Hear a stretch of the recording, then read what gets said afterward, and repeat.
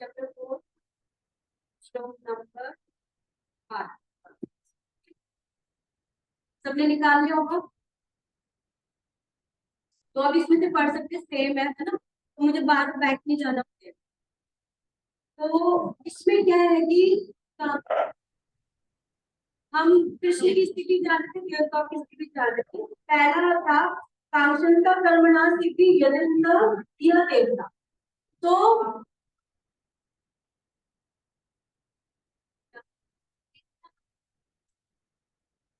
देवता कुछ हाँ भौतिक जगत में आता है, नश्वर है ना। तो भौतिक जगत बता देना ना कि कहाँ तक ब्रह्मलोक तक भौतिक जगत है। तब ब्रह्मा जी भी भौतिक जगत में आते थे, सारा नीचे तो ऊपर दिखाई दे रही है।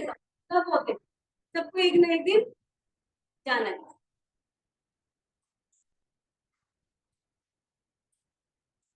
तो यह देवता इसलिए यूज है ना। आ रही है नहीं आ रही।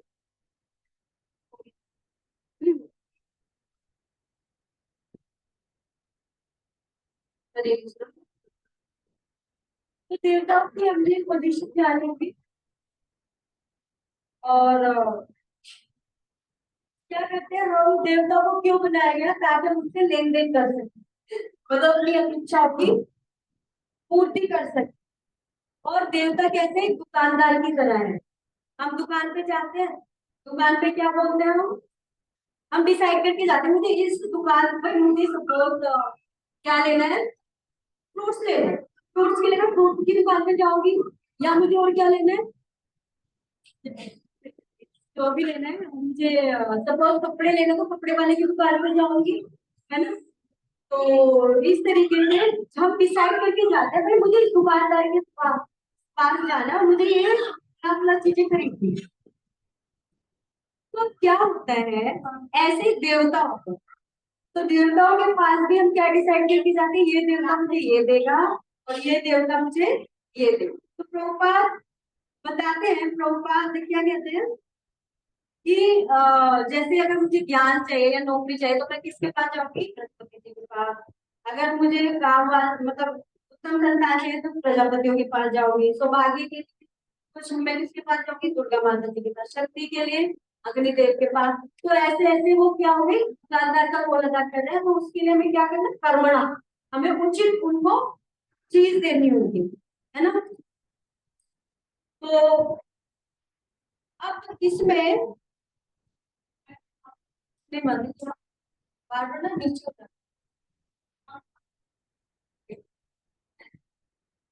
तो हम क्या करते हैं देवताओं के साथ, इसलिए कहते हैं ना कौन बचता है, कामक्षमता कर्मणा सिद्धि, कि जो अपनी इच्छाओं की पूर्ति करना चाहते हैं वही इस दुनिया में देवताओं को भजते हैं। पहली लाइन ये है। तो पहली लाइन उन लोगों के लिए है जो बार्गेनिंग करना चाहते हैं, क्या बोलते हैं उसको, नेगोशिएटिंग तो करते हैं नहीं, बार्गेनिंग ही तो करते हैं हम कि ये देखो इतना प्रसाद चढ़ाऊंगी, ये देखो ये हाँ मुरादें पूरी कर दे वो बांटूंगी, है ना। इस तरह की चीजें हम करते हैं। और नहीं सभी ऐसे थे, ये नहीं कि पहले भक्ति में आने से पहले हम यही तो करते थे। और क्या करते थे भाई, मैं पास आ जाऊँ, इतने रुपए पास हो जाओ, इतने रुपए का प्रसाद चढ़ाओ, ऐसे करते थे, बार्गेनिंग थी। और क्या होता है अब, अगर मैं बात करूं कृष्ण की, तो भगवान कृष्ण जो है वो इस जगत के है ही नहीं। तो इस जगत के नहीं है, तो उनके द्वारा जो भी चीज दी जाएगी वो कैसे दी जाएगी, वो कैसे, वो शाश्वत है ना। टर्नल है, भगवान आदि है। ब्रह्मा जी कहते हैं आदि पुरुष। तो जो भगवान से आएगा वो भी हमारा कैसा रहेगा, परमानेंट है। ठीक है, तो उनके साथ सौदेबाजी नहीं कर सकते, पर करते हैं। अब जैसे एक व्यक्ति की बात करूं, एक व्यक्ति ने क्या किया, एक सर्कल बनाया। सर्कल बनाने के बाद उसने पता है क्या किया, सिक्का उछाला। मतलब पैसे, वो बोल रहे थे कि भगवान जितने पैसे हवा में रहेंगे ना वो आपके, और जो इस सर्कल में गिरेंगे वो मेरे। अब बताओ ये क्या है। अब उसने उछाला तो सारे कहाँ गिरेंगे।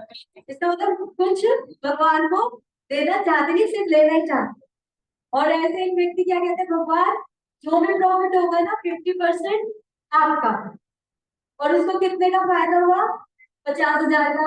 तो उसने क्या बोला भगवान को, भगवान आपने पहले अपने 50% रख दिया। तो हमारे पास बहुत बहाने है भगवान को ना देंगे। ठीक है,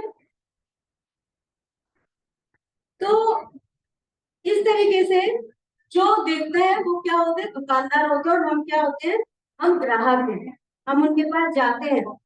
तो जब हम पैसे देते हैं, ये होता है हमारा कर्म। और जैसा हम कर्म करते हैं, देवता हमें उस हिसाब से उसकी बदले में चीजें देते हैं, है ना।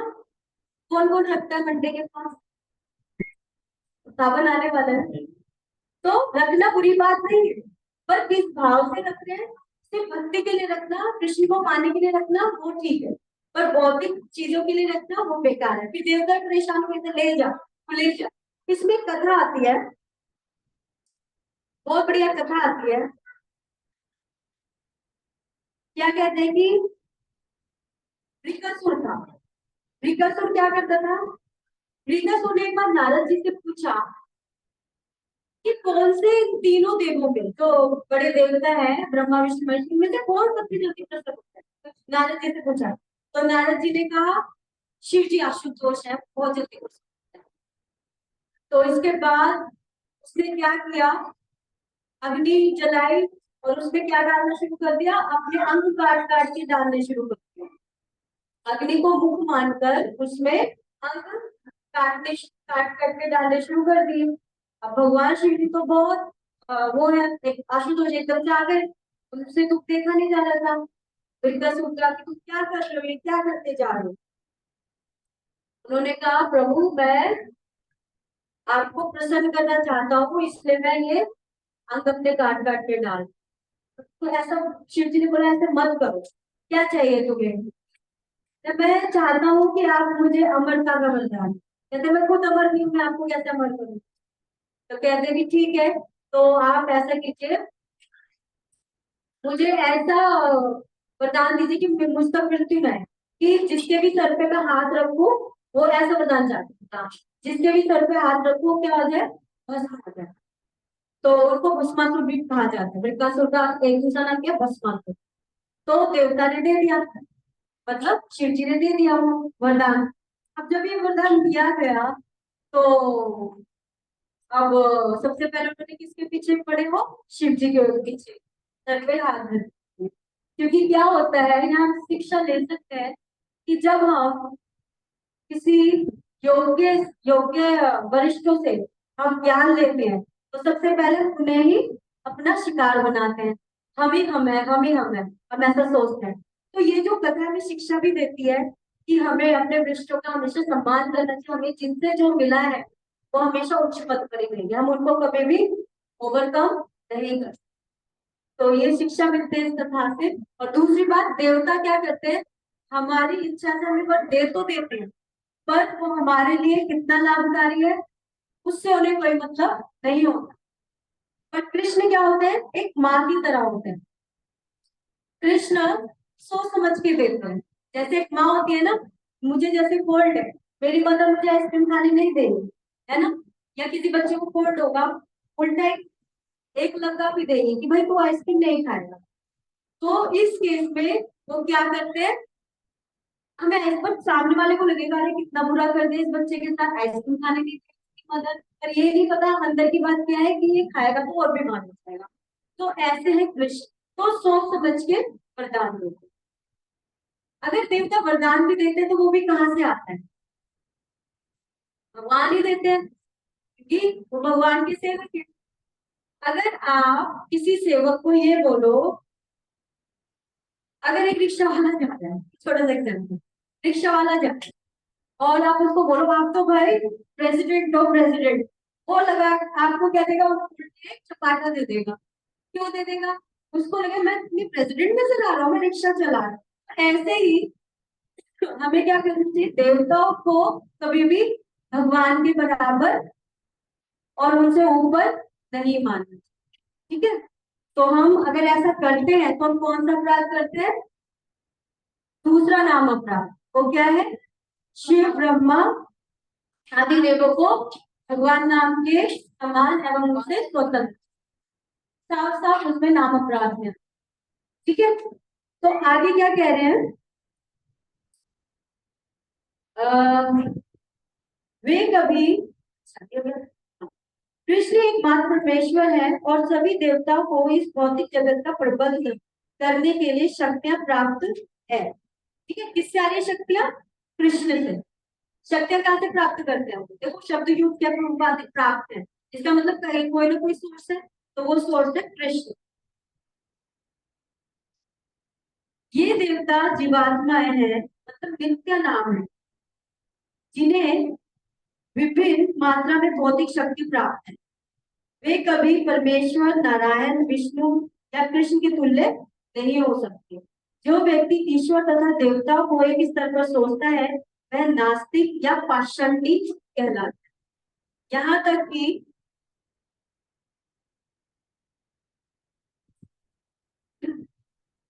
यहाँ तक कि ब्रह्मा तथा शिव जी जैसे बड़े बड़े देवता भी भगवान की समता नहीं कर सकते। अभी हमने अभी अभी जो हमने सेकंड नाम अपराध में भी देखा, वास्तव में ब्रह्मा तथा शिव जी जैसे देवता द्वारा भी भगवान की पूजा की जाती है। ठीक है, ब्रह्मा जी खुद बोल रहे हैं, जो हमने श्लोक अभी कोट किया था, ईश्वर ब्रह्म कृष्ण। और शिव विलंजी, विलंजी कौन है इधर? विलंजी मतलब ब्रह्मा जी। अनुतम मतलब उनको भी पूछते हैं, तो शिव जी और विलंजी ब्रह्मा भी उनको पूछते हैं। तो भी आश्चर्य की बात यह है कि अनेक मूर्ख लोग मनुष्यों के नेताओं की पूजा उन्हें अवतार मानकर करते हैं। आपने देखा होगा साउथ इंडिया में किस किस के मंदिर बने हुए हैं, किस किस के मंदिर बने हुए हैं? अभी देखा होगे लक्ष्मीकांत का, लक्ष्मी क्या नाम है, यही नाम है, नाम भी नहीं पता। रजनीकांत, लक्ष्मीकांत कौन है? जो भी है, रजनीकांत का मंदिर बना हुआ है ना। और क्यों करते हैं लोग ऐसा? कि उनसे कुछ मिल जाए, उनको उच्च पद मिल जाए, कुछ पाने के लिए तो चापलूसी करते हैं ना कि भाई। अब अमिताभ बच्चन का भी मंदिर बनने वाला है वहां पर, उसको ऐसे ऐसे होता है। क्यों? और जानबूझ करके ऐसे लोगों के इर्द गिर्द घूमते कि हमें भी कुछ मिल जाए। तो ये स्थिति हमारी है, हम भी तो देवताओं के इर्द गिर्द घूमते हैं, हमें कुछ मिल जाए मिल जाए, है ना। तो यही है। तो यह देवता, यह इस भौतिक जगत के देवता पद इस संसार के शक्तिशाली मनुष्य देवताओं के लिए आया है। लेकिन नारायण विष्णु या कृष्ण जैसे भगवान इस संसार के नहीं है, वे भौतिक सृष्टि से परे हैं। अब जब मैंने अभी भौतिक चार्ट दिखाया था, इसमें ब्रह्मलोक था, ब्रह्मलोक से ऊपर एक संधि वाला क्षेत्र आता है जिसमें ब्रजा नदी रहती है। उसके परे वो लोग बैकुंठा जाएंगे, पहले बैकुंठा होंगे, अलग अलग भगवान के जो अवतार है उनके लोग होंगे। तो और भी ऊपर आ जाओ, क्या होंगे उसके ऊपर? उसके ऊपर होगा आपका द्वारका, साकेत, है ना, जगन्नाथपुरी, मतलब फिर इससे ऊपर आ जाओ गोलोक धाम, सबसे ऊपर। ठीक है, गोलोक धाम है, वो इस जगत में, भौतिक जगत में से में नहीं आते, इससे परे होता है। तो और वो शाश्वत जगत हमेशा है, हमेशा से। अब यहाँ अभी हमने देवताओं को समझा, देवताओं की क्या स्थिति है? देवता पार्षद है, सेवक है भगवान के, और हमारी इच्छाओं की पूर्ति के लिए कि कम से कम हम थैंक्स करना सीख जाए, उन्हें भेजा, है ना। इच्छा पूर्ति होती तो हमारा विश्वास बढ़ता है ना।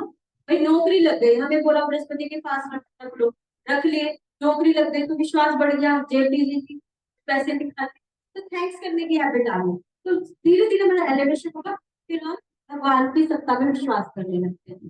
तब आते हैं कृष्ण की, फिर होते हैं कृष्ण की एंट्री। ठीक है यहाँ। लेकिन नारायण विष्णु या कृष्ण जैसे भगवान इस संसार के नहीं है, वे भौतिक सृष्टि से परे रहने वाले हैं। निर्विशेषवादियों के अग्रणी श्रीपाद शंकराचार्य मानते हैं कि नारायण या कृष्ण इस भौतिक जगत से परे हैं, पर फिर भी मूर्ख लोग देवताओं की पूजा करते हैं क्योंकि वे तत्काल फल चाहते हैं। आदत पड़ी हुई ना, जैसे उनकी माता जी कहते हैं, दे तो सब भिखारी जैसे करते हैं, तो हमें वही आदत पड़ी हुई है मांगने की, है ना। तो तत्काल, और क्या बोलते थे शंकराचार्य जो कि घोर मायावादी थे, पर शंकर भगवान शिव के अवतार थे वो क्या कहते थे, भज गोविंदम गोविंदम भज मूढ़मति। हे मूर्ख, क्या भज, गोविंद का नाम भज। जबकि वो पूरे उम्र क्या करते रहे, पूरी लाइफ टाइम में अपना सिर्फ किसका प्रचार कर रहे थे, मायावाद का प्रचार कर रहे। तो एंड में उनकी माँ कहती है, चुपके से उनको पूछती है कि तुम मुझे रहस्य बता, मैं अभी दुनिया से जा रही हूँ, तुम मुझे रहस्य बता कि क्या है जो मुझे इस दुनिया से जगत में लेके जाएगा। तो उन्होंने फिर यही बोला था, क्या बोला था, भज गोविंदम गोविंदम भज। तो ये उन्होंने अपनी माँ को सीक्रेट बताया था जब वो मृत्यु शैया पे। ठीक है, इससे ज्यादा और क्या एग्जाम्पल दें। तो क्योंकि अब उन्हें फल मिलता भी है, किंतु वे ये नहीं जानते कि ऐसे फल क्षणिक होते हैं और अल्पज्ञ मनुष्यों के लिए है। अब ये जो बात प्रभुपाद कह रहे हैं, क्षणिक होते हैं, कैसे क्षणिक है, इस बात को समझेंगे। आपने नौकरी मांगी, नौकरी मिल गई, किसने दी, बृहस्पति भगवान ने। बृहस्पति भगवान जैसे कि अभी बताया, जो जितने भी देवता है वो सभी कैसे हैं, वो शाश्वत नहीं है, परमानेंट नहीं है, तो उनके द्वारा दी गई चीज भी परमानेंट नहीं होगी, है ना। तो जो भी नौकरी है, जो भी इस जगत के साथ ही यहाँ रह जाएगा, जाएगा नहीं इस जगत में। तो ऐसी चीज मांगने की है जो इस जगत में रह जाए। हमें तो ऐसा ज्ञान मांगना है, देखो हमें सब चीज सुख मिल रहा है, हमें होते जगत की जो प्रॉब्लम है उनका सोल्यूशन नहीं ढूंढना, हमें जो परमानेंट दुख है हमारा उसके लिए सोल्यूशन। तो कौन बताएंगे यहाँ के परमानेंट दुख क्या है हमारी, परमानेंट दुख क्या है हमारा, स्थायी दुख है, जन्म मृत्यु जन्म। तो इनका सोल्यूशन ढूंढना है ना, और इनका सोल्यूशन कहाँ पर है, कैसे मिलेगा, जब हम हरे कृष्णा मंत्र करेंगे। कैसे करेंगे, हरे कृष्णा कृष्णा कृष्णा हरे हरे, हरे हरे हरे। सारा सोल्यूशन फीडबैक है, फॉर्मूले में होता है।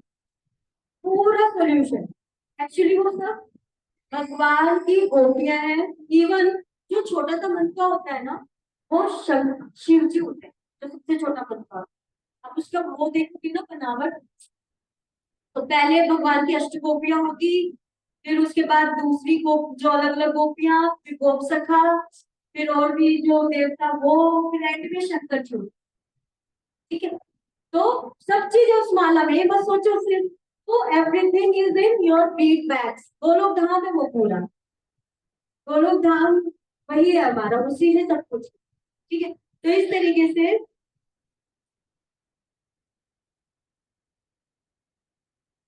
ठीक है, तो कृष्ण तो ऐसे ही क्या बोलते हैं, शंकराचार्य जी बताते हैं उन्हें तो क्षणिक अल्पज्ञ, अल्पज्ञ क्यों कहा गया है भाई। जैसे मीराबाई जी कहती थी, क्या कहती थी मीराबाई, कि मैं ऐसे वर्क को क्यों करूँ जो इसी जन्म में मर जाएगा, वो तो मैं तो ऐसे वर्क को करूंगी जो परमानेंट है। ठीक है, और परमानेंट वर्क कौन से उनके, भगवान कृष्ण। तो हमें भी ऐसे वर्क को चुनना है, कृष्ण को चुनना है जो हमेशा हमारे साथ रहेंगे। तो इसलिए जो बुद्धिमान लोग होंगे वो भक्ति करेंगे और भौतिक चीजें नहीं मांगेंगे। सिर्फ अल्पज्ञ लोग ही देवताओं की पूजा करते हैं। उन्हें बुद्धिमान व्यक्ति कृष्ण भावना अमृत में स्थित रहते हैं। उसे किसी तत्काल क्षणिक लाभ के लिए किसी तुच्छ देवता की पूजा करने की आवश्यकता नहीं है। ये संसार के देवता तथा उनके पूजक इस संसार के संधान के साथ ही विनष्ट हो जाते हैं। बार बार प्रभुपाद यही बोलते हैं, विनष्ट हो जाते हैं, विनष्ट हो जाते हैं। ये देवता यही रह जाएंगे, इनकी दी हुई चीजें यही रह जाएंगी, सब चीजें यही रह जाएंगी, है ना। अब ये देखो, पहले ये चार सबसे ऊपर देवताओं को मैंने दिखाया था। देवता कहाँ थे? देवता और अगर कृष्ण में हम कंपेयर करें, तो जो देवता है वो तो पृथ्वी के ऊपर जो स्वर्ग लोग है वहीं तक, या फिर ज्यादा तक हम लोग अलग अलग लोग में हो सकते हैं और इस जगत में रहेंगे। पर कृष्ण देखो सबसे ऊपर, सुप्रीम पर्सनालिटी ऑफ गॉड है ना। फिर उनसे किसका एक्सपेंशन होता है? बलराम जी का। भगवान के ना बहुत सारे अवतार है ना, बहुत रूप लेते हैं, अनंत रूप है।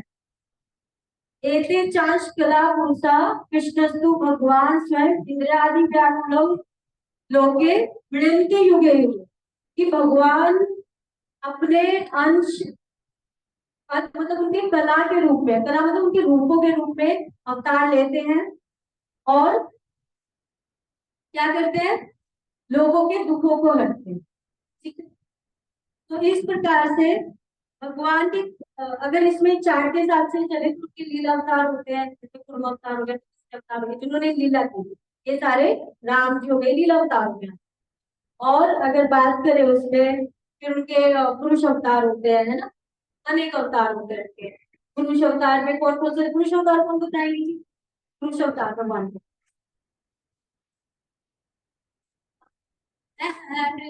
पुरुष अवतार,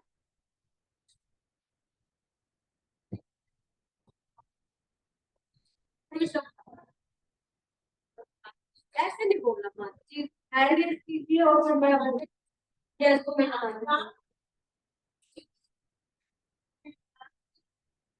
माता जी अभी इस टॉपिक पे चर्चा नहीं कर रहे, पुरुष अवतार में है। हाँ जी मैम। अरे यस यस यस, एक एकादश माता पुरुष अवतार। यस प्रभु जी। यस, उसके पुरुष अवतार है शिरोदक्षाय विष्णु। ठीक है, पुरुष अवतार शिरोदक्षाय विष्णु, और सबसे पहले कर्णोदक्षाय विष्णु लिखो, फिर शिरोदक्षाय विष्णु, फिर गर्भोदक्षाय विष्णु। ठीक है, ये तीन कौन से अवतार होते हैं? पुरुष अवतार। फिर होते हैं गुणावतार। गुणावतार कौन से होते हैं? गुणावतार जो गुण को रिप्रेजेंट करते हैं, ब्रह्मा विष्णु महेश। ठीक है, और मनवंतर अवतार भी होते हैं इस प्रकार। तो ऐसे उनके, और शाक्य अवेश अवतार भी होते हैं। शाक्य अवेश अवतार कौन से? जो विशेष शक्ति लेके भगवान रूप भेजते हैं, है ना। जैसे नारद जी हो गए, परशुराम जी हो गए, व्यास देव जी हो गए, है ना। उन्होंने भगवान के वेद का पुस्तकों का भगवान का प्रचार किया, तो इस प्रकार समझ में आ रही है बात। तो ये भगवान अलग अलग रूपों में आते हैं और इस तरीके से अवतार लेते हैं, पर कृष्ण सर्वोच्च है, सबसे ऊपर।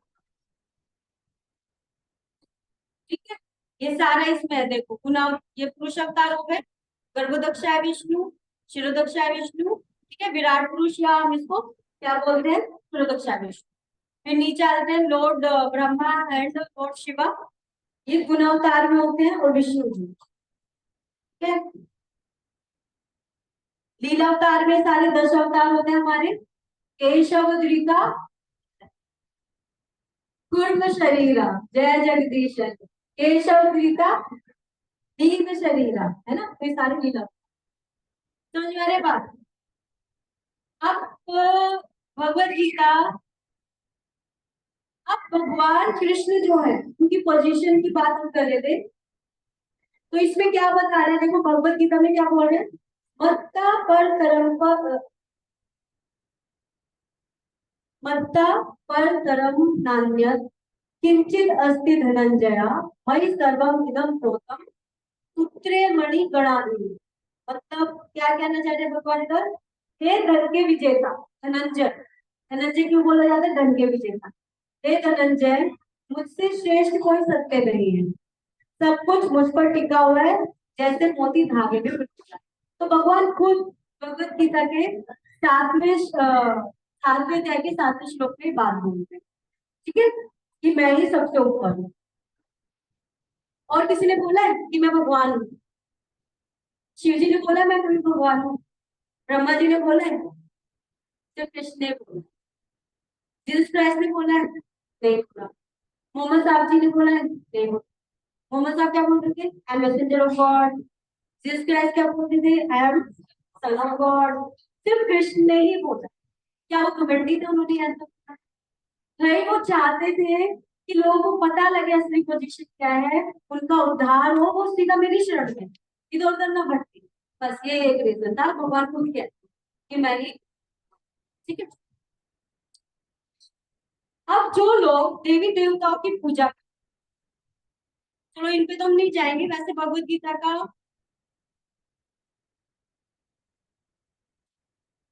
7 चैप्टर 7 में 20 से 23 में सारे भगवान के बारे में है। और सारे यही बोल रहे हैं, हम सिर्फ अनुवाद पढ़ लेते हैं उनके, कि जिनकी बुद्धि भौतिक कामनाओं द्वारा चुरा दी गई है। कोई पढ़ेंगे क्या? पढ़ो।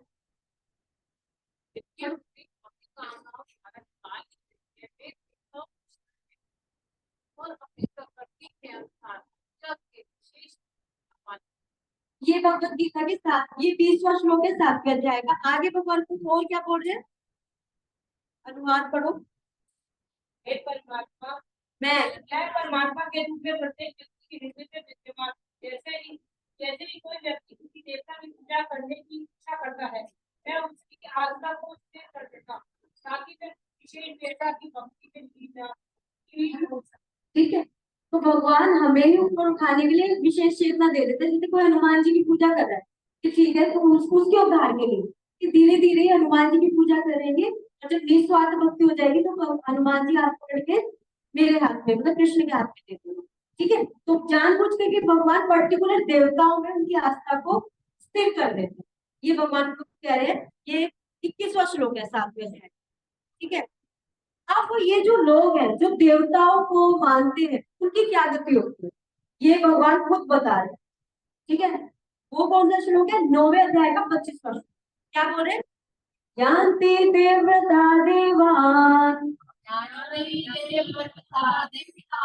पितृयान्ति प्रीतिव्रता भूतानि यान्ति भूतज्या यान्ति मर्त्याजिनो अपि माम्। तो भगवान खुद कह रहे हैं कि जो देवताओं की पूजा करते हैं वो देवताओं के पास जाते हैं, जो पितरों की पूजा करते हैं वो पितरों के पास जाते हैं, जो भूतों की पूजा करते हैं तो भूतों के पास जाएंगे। भाई जैसे जैसे लिंग को बजते हैं वैसे वैसे गुण आने लगते हैं ना हमारे अंदर। भूतों की पूजा करेंगे तो तामसिकता बढ़ जाएगी, भूत ही बन जाएंगे एक दिन हम। और कहाँ चले जाएंगे? भूत लोक में चले जाएंगे। जो पितरों की पूजा करते हैं, जिनमें जिनसे लगा होता है वही तो जाएंगे, पितरों के पास चले जाएंगे, फिर पुत्र बन के पूजे जाएंगे। है? पर भगवान खुद कहते हैं जो मेरी मध्या से जो मुझे पूछता है वो सीधा मेरे पास आता है। हाँ, है ना? भगवान कितनी बार कहते हैं। और 18वें अध्याय में भगवान कहते हैं, है ना, क्या बोलते हैं?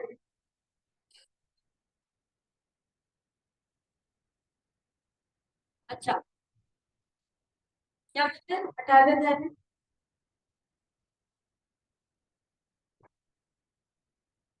एक श्लोक है ना, माँ शुचा चलो कौन सा श्लोक है?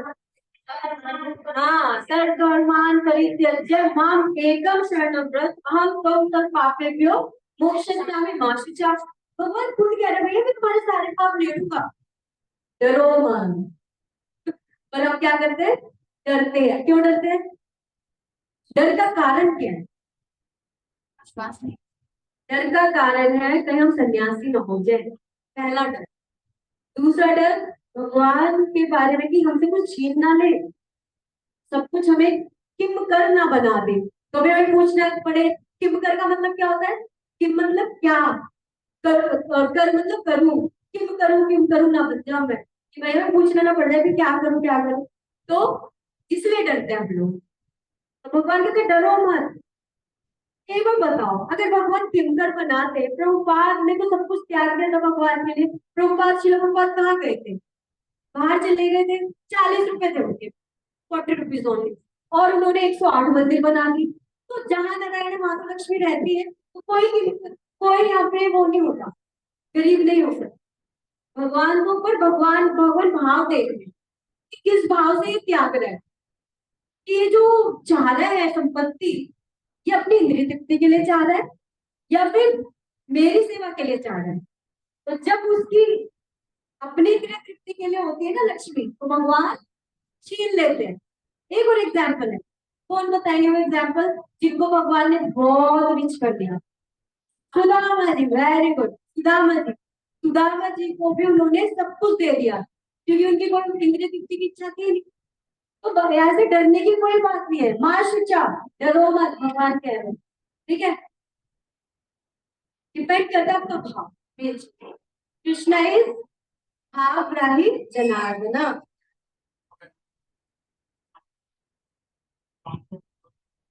जी जी जी, तुम्हारा।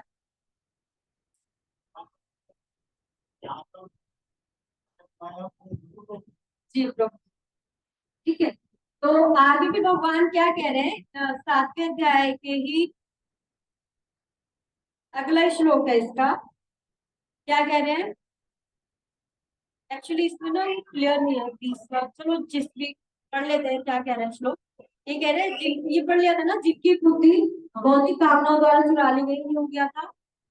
आगे भगवान की डेफिनेशन जो किन्होंने दिया, भगवान का मतलब क्या होता है? आप चौंक जाओगे भगवान जब पहली बार पढ़ रहे हैं ये श्लोक, है ना? क्या कह रहे हैं पराशर मुनि? पराशर मुनि कौन थे?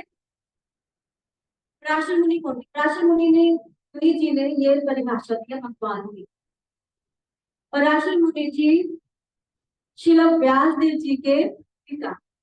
तो उन्होंने क्या बोला है? ऐश्वर्यस्य समग्रस्य वीरस्य यशस्यो ज्ञान वैराग्योश्चैव क्षणभंगम इति गण।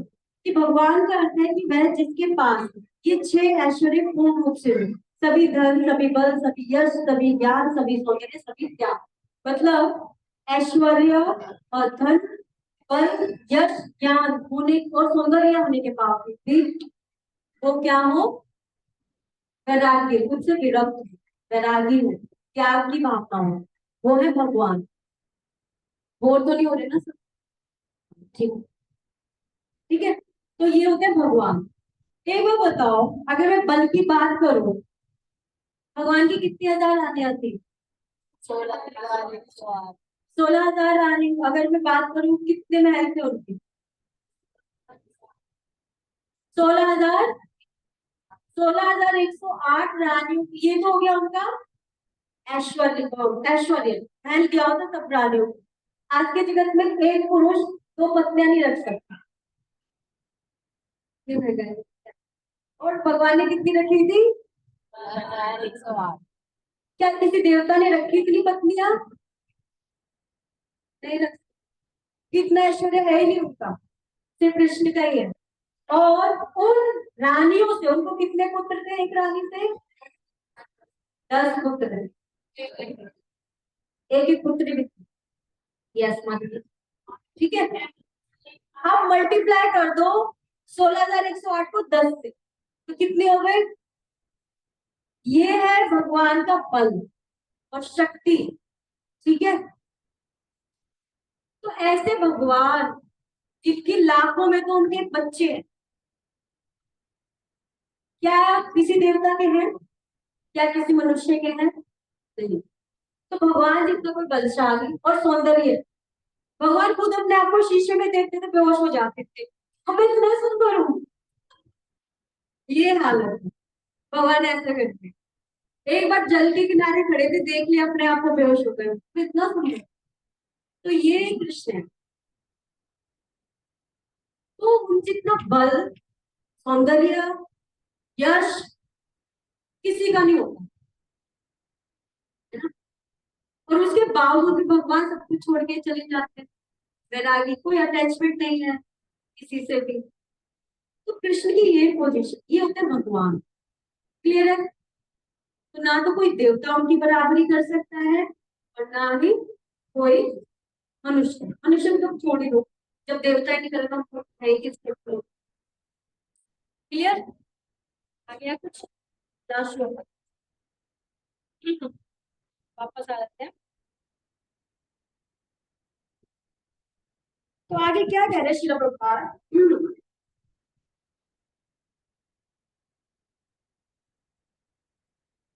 देवताओं के वरदान भी भौतिक क्षणिक होते हैं। यह भौतिक संसार तथा इसके निवासी, जिनमें देवता तथा उनके पूजक भी सम्मिलित है, विराट सागर में बुलबुलों के समान है। आते जाते आते जाते क्षणिक पर। किंतु इस संसार में मानव समाज क्षणिक वस्तुओं यथा संपत्ति, परिवार तथा भोग की सामग्री के पीछे पागल है, पागल। है ना? लिखा हुआ है प्रभुपाद में, पागल। ऐसी क्षणिक वस्तुओं को प्राप्त करने के लिए लोग देवताओं की या मानव समाज के शक्तिशाली व्यक्ति की पूजा करते हैं। यदि कोई व्यक्ति किसी राजनेता की पूजा करके सरकार में मंत्री पद प्राप्त कर लेता है तो वह सोचता है कि उसने महान वरदान प्राप्त कर लिया। अगर किसी को एक यहाँ पे बंगला मिल जाए ना, चापलूसी करके चल, या एक नौकर को एक वो मिल जाए, मालिक ने कहा चल तू ये घर ले ले, उसको देखो पता नहीं वहां क्या मिल गया मुझे। तो ये स्थिति है हमारी, है ना? इसलिए छोटी छोटी चीजें मिल जाती है, हम कहते हैं अरे हमें तो क्या मिल गया, हमें तो नौकरी बन गया, अरे हम तो गैजेटेड क्लास 1 गैजेटेड ऑफिसर बन गए, हमें तो पता नहीं क्या मिल गया, है ना? ये इसलिए सभी व्यक्ति तथा कथित नेता को साष्टांग प्रणाम करते कि कुछ तो नजर हमारे ऊपर पड़ जाए। साष्टांग प्रणाम क्यों करते हैं या दंडवत क्यों करते हैं? कि जिसको दंडवत करते हैं ना उसकी नजर जाती जाती है, तो दंडवत की नहीं करना चाहिए। किनकी कृपा दृष्टि चाहिए हमें? वैष्णवों की, भगवान की, उन्हें दंडवत करना चाहिए, बाकी किसी को आदर सबका करना चाहिए, यानी कि उनका बदतमीजी से बोलेंगे ऐसा नहीं करना है।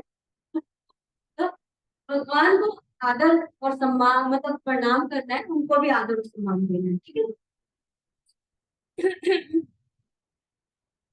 इसलिए जिससे भी क्षणिक पदार्थ प्राप्त कर सके और सचमुच उन्हें ऐसी वस्तुएं मिल भी जाती है। ऐसे मूर्ख व्यक्ति, बार प्रभुपाद ने कितनी बार मूर्ख, पागल, कितनी बार यूज किया, हम तब भी नहीं सुधर। वे सभी इंद्रिय भोग के पीछे दीवाने रहते हैं और थोड़े से इंद्रिय सुख के लिए वे शक्ति प्रदत्त जीवों की पूजा करते हैं, जिन्हें देवता कहते हैं। थोड़ी सी शक्ति उन्हें किससे मिली हुई है? कृष्ण से। वही शक्ति के बल पर वो तभी वरदान देते हैं जब कृष्ण सैंक्शन करते हैं, कि वो पूछ के देते हैं। भाई जब सेवक है तो वो मालिक से पूछ के तो देगा, मुझे भगवान ने इसे अच्छा पति दे दो, भगवान ने अच्छा चल दे दे कोई बात नहीं, भगवान ने इसको नौकरी दे चल दे दी कोई बात नहीं, और भगवान देखेंगे कि इसकी लायक ये चीजें है या नहीं है। यह श्लोक इंगित करता है कि बिरले लोग ही कृष्ण भावना अमृत में रुचि लेते हैं। तो आप सब कौन हो? बिरले लोग। तो आप सबके लिए एक बार हरे कृष्ण महामंत्र बनते हैं। हरे कृष्णा कृष्णा कृष्णा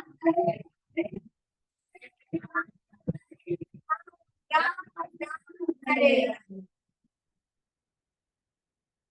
वे सभी इंद्रिय भोग के पीछे दीवाने रहते हो, थोड़े से इंद्रिय सुख के लिए वे शक्ति प्रदत्त जीवों की पूजा करते हैं, जिन्हें देवता कहते हैं। ये श्लोक इंगित करता है कि बिरले लोग ही कृष्ण भावना अमृत में रुचि लेते हैं, अधिकांश लोग भौतिक भोग में रुचि लेते हैं।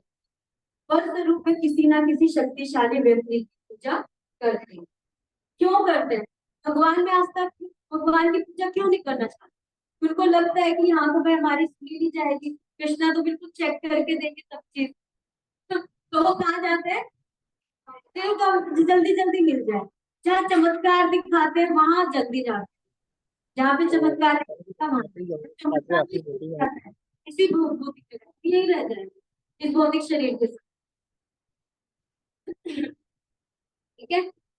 जैसे अब जब हमने बात की थी कि भगवान भाव देते कि ये जो चीज मांग रहे हैं इसके पीछे भाव है। जैसे ध्रुव महाराज जी ने क्या मांगा था? उन्होंने अपने जो प्रपितामह थे, प्रपितामह कौन थे उनके? ब्रह्मा जी। एक्चुअली उनके जो पिता थे वो थे तानपाद। तानपाद के जो पिता थे वो थे मनु, और मनु किसके पुत्र थे? ब्रह्मा जी। तो ब्रह्मा जी ध्रुव महाराज की क्या हो गया, प्रपितामह। तो प्रपितामह से भी बड़ा, मतलब ब्रह्मलोक से भी बड़ा उन्होंने स्थान मांगा था, राज्य मांगा था। जब उनकी ये इच्छा थी वो गए वहां पर जैसे जैसे वो तपस्या करते रहे, जैसे प्रभु जी ने भी बताया भी था, तो उनकी इच्छा शुद्ध हो गई। जब भगवान प्रकट हुए तो उन्होंने क्या मांगा, भगवान मुझे कुछ नहीं चाहिए, मुझे आपके दर्शन मिले, मुझे कुछ नहीं चाहिए, मुझे सिर्फ आप ही चाहिए। मैं तो कांच के पीछे भाग रहा था, मुझे तो हीरा मिल गया। तो भगवान ने देखा इसकी इंद्र तृप्ति की इच्छा नहीं, तो भगवान ने उन्हें क्या दे दिया, ध्रुव लोक। अरे अरे, क्या दे दिया, ध्रुव लोक दे दिया। और आज भी ध्रुव लोक दिखाई दे। तो श्री कृष्ण क्या कहते हैं, अपने भक्तों को वर देते हैं, पर भाव दे। इंद्रिय तृप्ति का हुआ तो नहीं देंगे, क्योंकि इंद्रिय तृप्ति क्यों करते हैं भगवान ऐसा, इंद्रिय तृप्ति की देखकर क्यों नहीं देते ना, क्योंकि इंद्रिय तृप्ति को नहीं सिर्फ भौतिक जगत में रखते, वो तो चाहते हैं मेरे बच्चे में कब से बिछड़ा हुआ हूँ, मेरे पास आ जाए। तो इसलिए भगवान क्या करते हैं फिर, तो फिर ऐसा वर देते हैं जो उनके पास लेते हैं। ठीक है, तो ये सब चीजें थी आज की कक्षा में। तो हमने क्या क्या जाना आज, एक तो भगवान देवता और कृष्ण में क्या अंतर है, कृष्ण की क्या पोजीशन है, देवता की क्या पोजीशन है ना। और देवता जो होते हैं वो नश्वर है ना, देवता क्या है, नश्वर है, इसी जगत के हैं, यह देवता।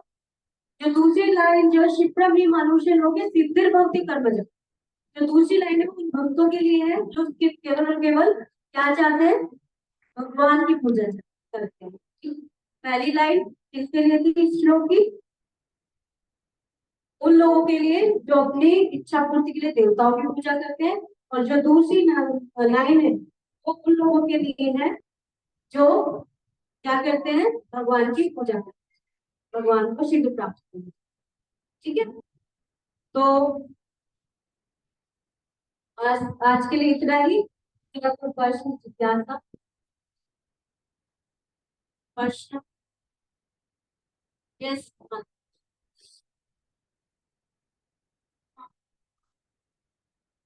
आप माधुर्य भाव में सेवा करते हैं, हाँ। हाँ जी।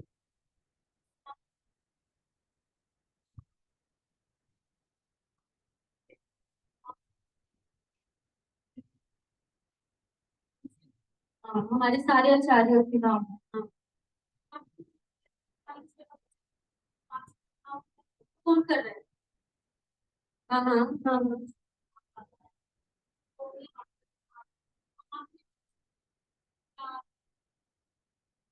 मतलब आप ये कह रहे हो कि मैं माधुर्य भाव तक कैसे जाऊं, मैं तो वात्सल्य भाव में भक्ति करती हूँ।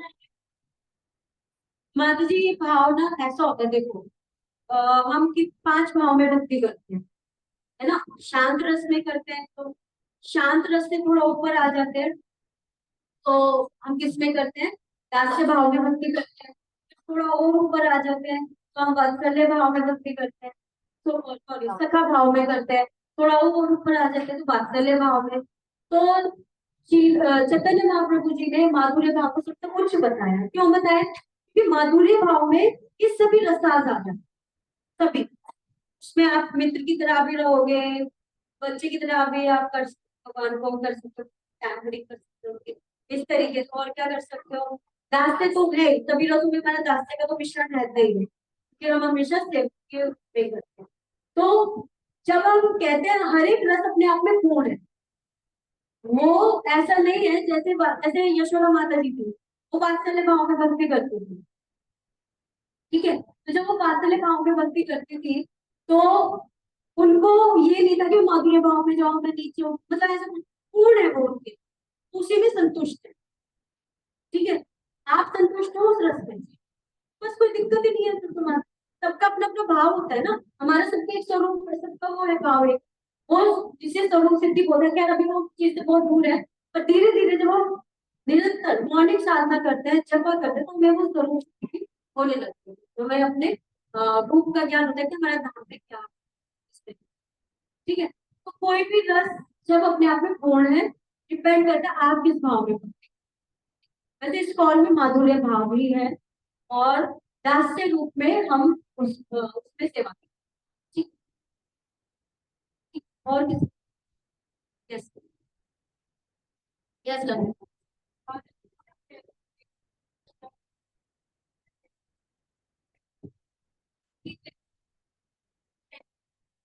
कहाँ जा रहे हैं? ये क्या? मुझे पता नहीं है ना, कैंची बस। अच्छा अच्छा, होंगे, मेरा पता है।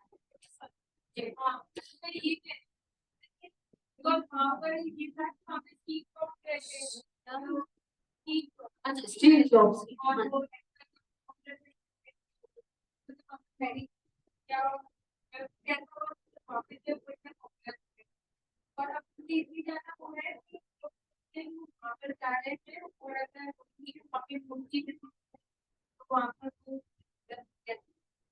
की मूर्ति बनी है वहां पे। अच्छा। हम्म।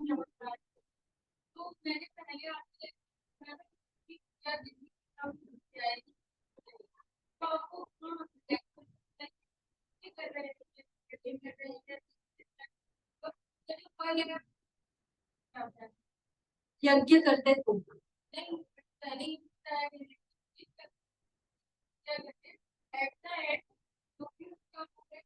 वो एलिवेशन होगा ना तब जाएगा, वैसे तो उस देवता को ही जाएगा।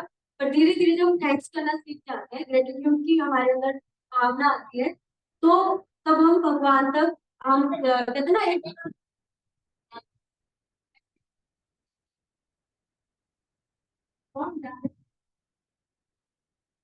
हाँ, वो तो लेके जाएंगे, सही बात है, हाँ बिल्कुल सही बात। ठीक है मान। हाँ जी।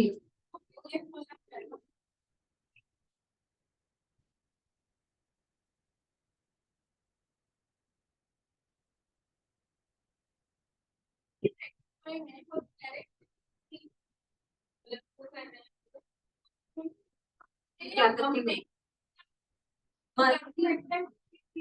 बहुत फर्क है, बहुत फर्क। देखो, डायरेक्ट और इनडायरेक्ट का बिल्कुल सही। एक तो है कि हम ऐसे ऐसे करके जाएंगे, इस जन्म में वो उधर कर रहे हैं उनकी, और फिर उनका एलिवेशन होगा, ऐसी बात नहीं है, वो अच्छा ही काम करेंगे, पूरा थोड़ी इतना। हनुमान जी की जो भी है उनका। हाँ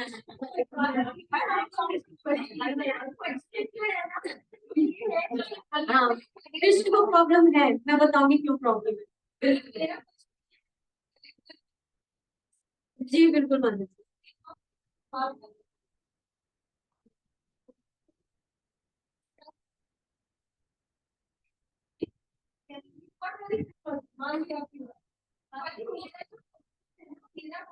अनिता।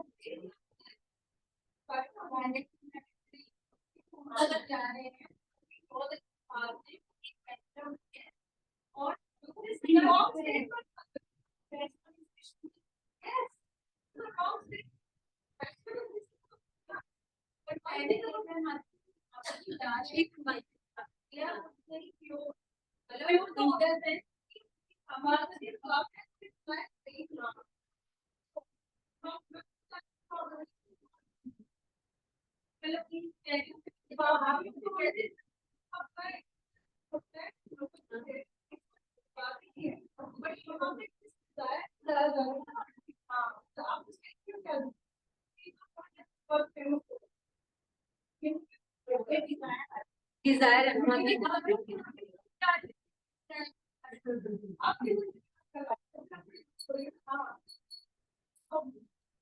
मान जी, यही पूरा आजकल क्लास थी, डिजायर्स के ऊपर ही। हम अनुभूति तभी तो है ना, जब डिजायर्स के पीछे भागते हैं।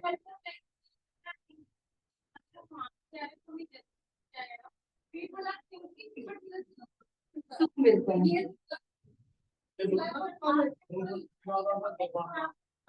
मान जी देखो, छोटी सी बात बताती हूँ।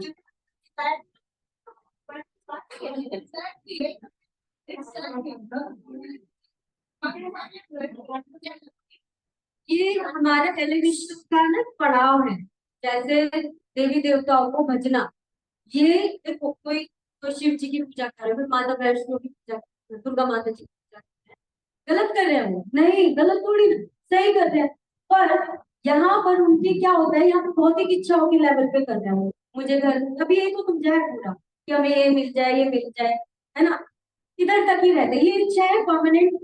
जो देवता हमें देते हैं वो चीजें परमानेंट नहीं है, वो यही रह जाएगी। पर भगवान, हम तो चाहते हैं ना कुछ ऐसी चीज मिले जो हमेशा के लिए हमारे साथ है। वो है कृष्ण भक्ति। वो हमेशा, और वो निस्वार्थ भाव से होगी। ये नहीं उस पर भी ध्यान रखना। हाँ हाँ, बिल्कुल। जैसे अभी सावन के व्रत आएंगे, तो उसमें हम क्या कर सकते हैं, शिव जी से, भोलेनाथ से क्या बोल सकते हैं कि हमें क्या दो, अच्छा पति दो। ये नहीं, क्या दे, कृष्ण भक्ति दो, परमानेंट वाला पति दो, परमानेंट पति चाहिए। मीरा बाई को तो परमानेंट पति मिल गया था ना। तो ऐसे ही वो कहते हैं, मैं ये भौतिक जगत की पति नहीं चाहिए मुझे, ये तो यही रह जाएंगे, मुझे परमानेंट वाला पति चाहिए। तो वही पति की कामना करनी चाहिए सबको। ठीक है, तो परमानेंट चीज चाहिए ना, ये तो इसी जगत भौतिक जगत के साथ रह जाए।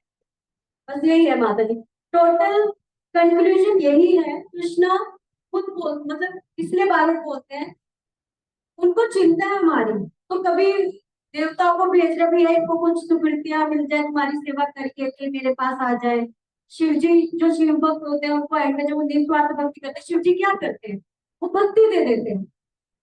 एक वो थे, क्या नाम था उनका, एक शिव भक्त थे, नाम भूल गए, बस, नरसिंह मेहता।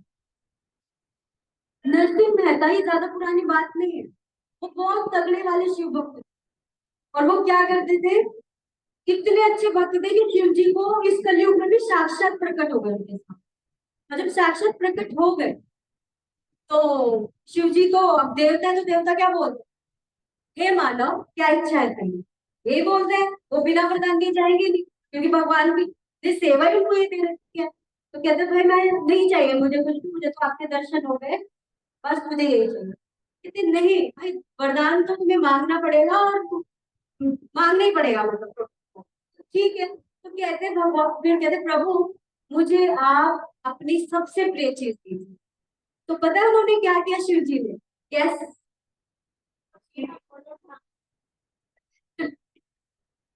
क्या दिया होगा, उन्होंने पीछे से बहुत ही सुंदर श्री कृष्ण की श्री विग्रह थी, जो आज भी गुजरात में है। तो उन्होंने भगवान की भक्ति दे दी थी, क्योंकि सबसे प्रिय क्या चीज है, श्री कृष्ण ही प्रिय है ना उन्हें तो, शिव जी को। तो ये होती है निष्कपट कृपा, तो उन्होंने भक्ति दे दी। समझ रहे हो? तो यही चीजें होती है, हमारा भाव क्या है, किस भाव से मांग रहे हैं, अपनी इंद्रिय तृप्ति के लिए मांग रहे हैं या किसके लिए मांग रहे हैं देवी देवताओं से, तो ये सब देखा जाए। हाँ वो चले गए। हाँ, हाँ जी, हाँ जी, बहुत भक्त है जो सशरीर गए हैं। जैसे पांडुरंग, वो कौन से भक्त, तुकाराम जी, सॉरी, तुकाराम जी गए। तुकाराम जी कैसे गए, वो सशरीर भाई, वैकुंठा से यहाँ आए, उन्हें ले गया। तो उस लेवल पे पहुंचना भी तो पड़ेगा ना, जब सशरीर जा रहा है तो, है ना? उसकी भक्ति है। हाँ, उनकी तो कोई इच्छा ही नहीं थी भगवान के अलावा। हम तो भौतिक इच्छाओं में फंसे थे। चमत्कार दिखाया बागेश्वर धाम जी, खुद कहते हैं, क्या कहते हैं कि मैं तो लोगों को क्या करके चमत्कार दिखा के वश में कर रहा हूँ, या भक्ति करवा रहा हूँ। और शिला प्रभुपाद ने तो प्रेम से हरे कृष्णा मंत्र दे के उनसे भक्ति करवाई। तो सबसे बड़ा चमत्कार किसने किया था, प्रभुपाद ने। वो तो खुद इस बात को सारे जितने भी संत है ना, शिला प्रभुपाद को हेड्स ऑफ करते हैं। क्यों करते हैं, प्रभुपाद ने इतनी सरल तरीके से भक्ति दे दी, वो रास्ता दिखा दिया जिससे हम सीधा भगवान को प्राप्त कर सकते हैं। चमत्कार नहीं दिखा रहे प्रभुपाद, उनके लिए कुछ भी नहीं है चमत्कार दिखाना, पर वो नहीं दिखाते क्यों, क्योंकि वो वास्तविक चीज देना चाहते हैं, नकली चीजें नहीं। सिद्धियां तो अष्ट सिद्धि किसी जगत की है। प्रभुपाद कहते हैं 40 पैसे भी क्रॉस, नदी क्रॉस कर लेता हूँ मैं। प्रभुपाद कहते हैं तुमने 40 वर्ष लगा दिए, मैं 40 पैसे में पार कर लेता हूँ। कैसे, भाई नाव भी तो पानी पे चल के जा रही है ना, यूं तो सिद्धि है ना। और उसने पूरा जीवन गंवा दिया अपना इसी सिद्धि को पाने में, तो कौन बुद्धिमान हुआ, वो नाविक है, वो अष्ट सिद्धि वाला व्यक्ति, तो नाविक जो क्रॉस कर, खुद भी क्रॉस कर रहा है, अपने आप को भी क्रॉस करवा रहा है। तो खुद भी जाओ और पूरी दुनिया को भी लेके जाओ होलोग्राम। ठीक है, तो ये भी विराम देते हैं, 9 बज चुके हैं। किसी और क्वेश्चन जी?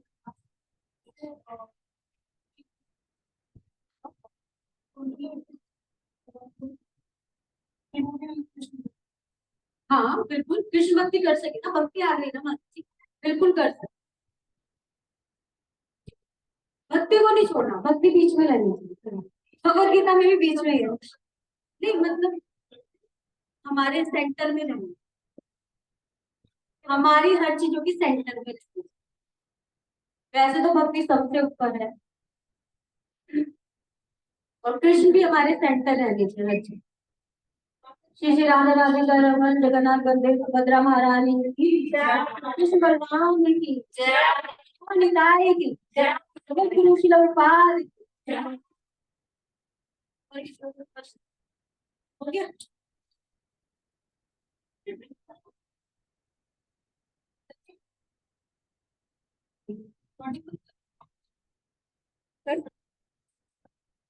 मान